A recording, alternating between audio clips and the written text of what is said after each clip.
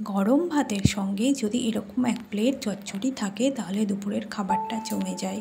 তো নমস্কার বন্ধুরা, আজকে আমার রেসিপি মাছের মাথা দিয়ে পুঁইশাকের চচ্চড়ি। তো তার জন্য কিছুটা পুঁইশাক আর কেটে নিয়েছিলাম, আর পাতাগুলো অবশ্যই আলাদা করে ধুয়ে জল ঝরিয়ে রেখেছিলাম। কিছুটা পেঁয়াজ কেটে নিয়েছিলাম, আর একটা মাছের মাথাকে ভালো করে লাল লাল করে ভেজে নিয়েছিলাম। এবার কড়াতে তেল গরম করে নিলাম। প্রথমে তেলটা গরম হয়ে গেলে ওর মধ্যে একে একে পাঁচফোড়ন আর তেজপাতা দিয়ে দিলাম। পাঁচফোড়ন আর তেজপাতা দিয়ে তেলটা কিছুটা গরম হয়ে গেলে ওর মধ্যে কুচিয়ে রাখা পেঁয়াজ দিয়ে দিলাম। এবার পেঁয়াজটা 2 মিনিট ভাজা হয়ে গেলে সবজিগুলো ওর মধ্যে অ্যাড করে দিলাম। সবজির মধ্যে দিয়েছিলাম কুমড়ো আর একটা গোটা বেগুন, আর পুঁইশাকের ডাঁটা তো ছিলই।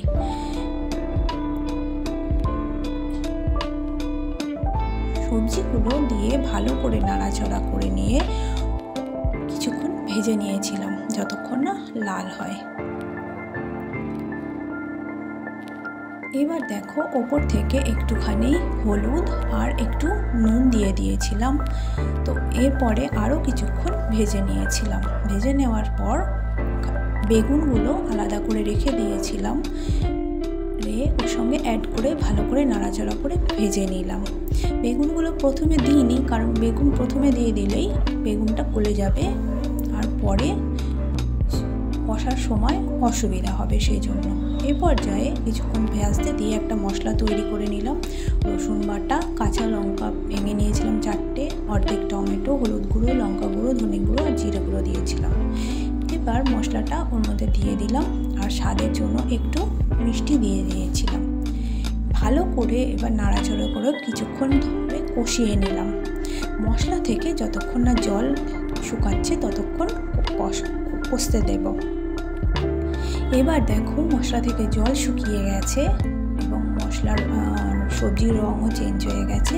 তো এই পর্যায়ে আগে থেকে কেটে জল ঝরিয়ে রাখা পুঁইশাকের পাতাগুলো ওর মধ্যে অ্যাড করে দেব।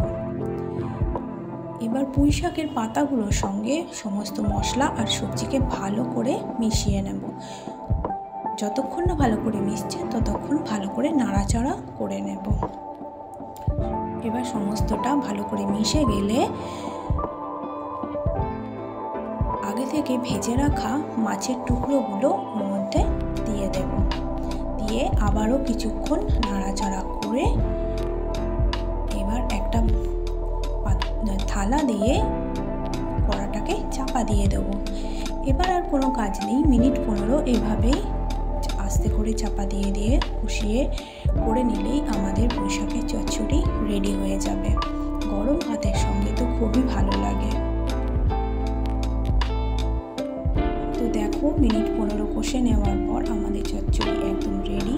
তো তোমরা অবশ্যই কমেন্ট করে জানাবে আমার রেসিপিটা কেমন লাগলো, আর যদি তোমাদের ভালো লাগে অবশ্যই একটা লাইক আর কমেন্ট করবে, আর আমার চ্যানেলটা অবশ্যই একটু সাবস্ক্রাইব করে দিও, আর পাশে থাকা বেল আইকনটা অবশ্যই প্রেস করে দিও, যাতে আমার সমস্ত ভিডিও এর নোটিফিকেশান তোমাদের কাছে পৌঁছে যায়।